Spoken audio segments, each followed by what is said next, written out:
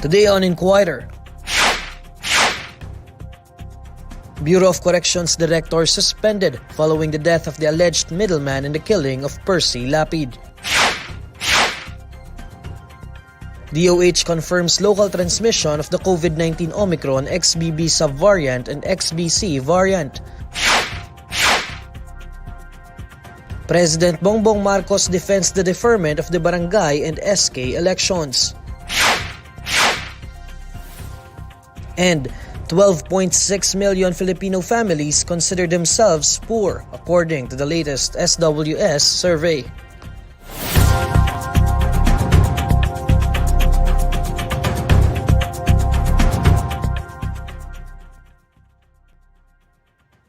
Good evening. For our top story, Bureau of Corrections Director General Gerald Bantag has been suspended to give way for an investigation following the death of the alleged middleman in the killing of veteran radio broadcaster Percy Mabasa, also known as Percy Lapid.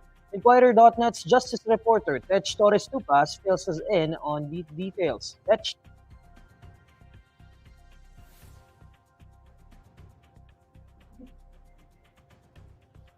Tech?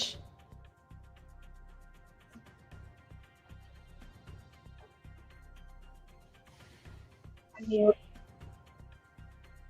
Neil? Can you hear me? Yes. We can hear you now, Tech. So, any updates on this case?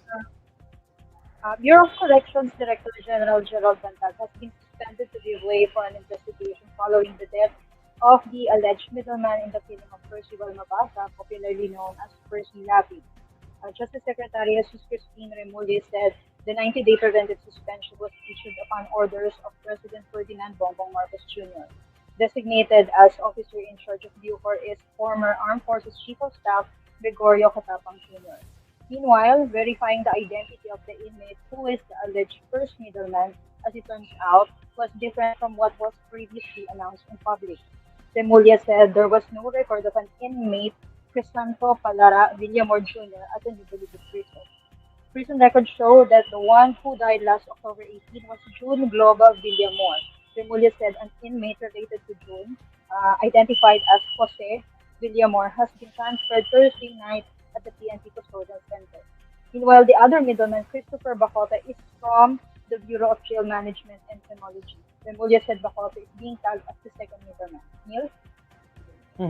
Tech, it seems that each day a new name is introduced related to this case. So far, we have three names here. We have June Villamor, we have Jose Villamor, and we have Christopher Bacoto. Can you talk about their roles in this case? June Global Villamor, tagged as the first middleman. He was the one who promised to pay Joel Escorial and the three others $550,000 in exchange for killing Percy Lapid. While the second middleman, Christopher Bacoto, was the one who recruited the suspects, Orlando, and the Dimaculangan brothers. While the person of interest, Jose Villamor, also from the New Bilibid prison, has been transferred to the PNP. He was only secured because he is related to June Global Villamor, the first middleman. Okay, so we now have two middlemen in this case. We have June Villamor and Christopher Bacoto. There are concerns that maybe June Villamor was killed, or maybe there are questions surrounding the cause of death of a June Villamor. How about the autopsy conducted by authorities? Do we have an update on that already? Justice Secretary Remulla said once they have learned about the death of June Villamor, the NBI immediately went to Eastern Funeral Homes and conducted an autopsy right then and there. He said a team was there to witness the autopsy, and the autopsy is already finished, but they are waiting for its results as well as a toxicology report. So we don't have a final word yet as to the cause of death of Mr. June Villamor. Thank you, Tech. We'll be following this story further. The Department of Health on Friday confirmed the local transmission of the COVID-19 Omicron XBB subvariant and XBC variant. To tell us more, joining us is John Eric Mendoza. Eric? Yes, Neil, the Department of Health confirmed today that there is now a local transmission of COVID-19 Omicron subvariant XBB and XBC variant.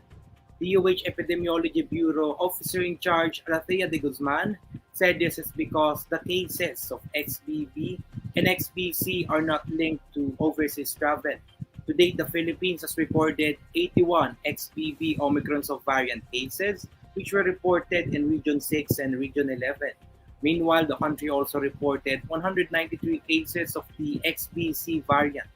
The XBC variant was reported mostly in Region 11 and Region 12, but cases of XBC subvariant were also reported in Metro Manila, Cordillera Administrative Region, Region 2, Calabarzon, Mimaropa, Region 6, Region 7, Caraga Region, and the Bangsamoro Region. The XBB and XBC are both recombined coronaviruses. The XBB was recombined from two strains of COVID-19 Omicron variant, while the XBC was a recombination from the BA2 sublineage of the Omicron and Delta variant. The XBB subvariant, first detected in India last August 2022, has been detected in 24 countries and 4 continents. Majority of the cases are found in Singapore, where the subvariant is causing surge of cases. The XBC subvariant, on the other hand, was flagged by the Philippine Genome Center for its emergence in select regions in the country. United Kingdom Health Security Agency classifies XBC as a variant under monitoring and investigation. However, the World Health Organization has yet to determine the risk the XBC subvariant poses. Neil? Erica, when we say there is local transmission of XBB subvariant and the XBC variant, what are its implications? Are cases more likely to increase at a faster rate? Yes, Neil. No? Dr. Edsel Salvana, who is the DOH Technical Advisory Group member, has said that currently the cases nationwide is actually at a plateau. And it's still manageable despite the local transmission of this new subvariants. But it can be recalled that Singapore, has experienced a case surge because of this XBB subvariant, but they did not observe an increase of hospitalizations in their country. Nevertheless, Albana actually said that it is very difficult to project since we still don't know what the true proportion of the spread of this virus is. Eric, with this development, are we expecting maybe some policy changes on the face mask rule or maybe with lockdowns? What does the DOH have to say about this? Actually, Neil, Salvana said that there is no need for drastic restrictions as of the moment. For now, he said that status quo on minimum public health standards like wearing of face masks would still do for now. He also said closing of borders may not be needed anymore since it's too late. Since the use of variants has spread in several regions in the country. John Wong, who is actually an epidemiologist, he actually encouraged the public still to continue wearing face masks outdoors, notwithstanding COVID-19, because it also helps prevent other diseases. Actually, Neil, there was this dramatic decrease in the mortality rate of respiratory diseases such as pneumonia, influenza, tuberculosis, and Wong said this could be attributed to the continuous wearing of face masks. Neil? Okay. That's John Eric Mendoza reporting live. President Ferdinand Bongbong Marcos Jr. defended the deferment of barangay and sangguniang kabataan elections. According to Marcos, there is sufficient precedent for the postponement of the polls, citing previous deferment of the local elections. He argued that the authority to hold off the barangay and SK polls is contained in the local government code and not in the 1987 Constitution. We have sufficient precedent for the postponement of barangay and SK elections. Nakailan na tayo. In my time lang in government, I have seen, I think, 4, maybe 5 postponements. And so I think in terms of the law, it is well within the powers of Congress to postpone those elections because that is not contained in the Constitution. It is contained in the local government code. A petition was filed before the Supreme Court on October 17, questioning the legality of Republic Act 11935, which reschedules the barangay and SK elections which were originally set for December 5 this year to the last Monday of October 2023. Petitioner and veteran election lawyer Romulo Macalintal argued that the 1987 Constitution does not allow Congress to defer the barangay elections or extend the term of office of barangay officials. The Supreme Court started the oral arguments on the said petition earlier today. The Philippine Drug Enforcement Agency defended its move to blur the mugshots of the recently arrested son of Justice Secretary Jesus Crispin Remulla. In a statement, PDEA Director General Wilkins Villanueva said it has been their policy for the last several months to cover the faces of suspects in official photos shared with the media. Villanueva said the new protocols cover the publication, online or otherwise, of pictures or images of arrested suspects, particularly mugshots. Under the 7-month-old policy, pictures provided to the media that contain images of the suspect must have the individual's face obscured or blurred, similar to how PDEA handles pictures to protect the identities of its agents.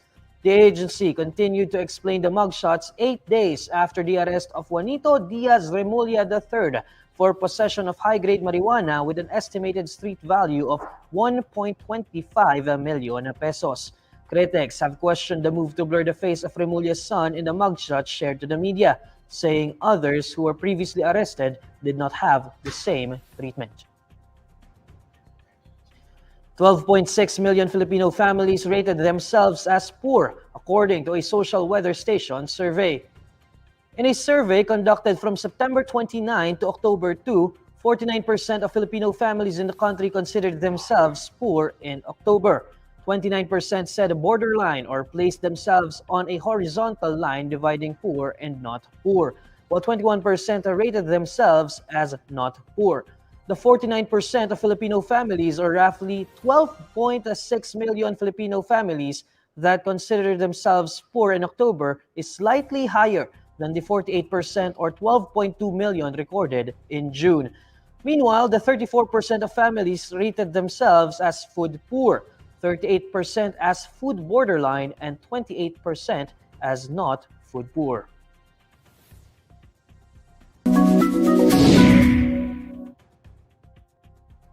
Alamin natin ang mainit na balita sa mundo ng showbiz kasama si Pauline Del Rosario ng Bandera. Pauline?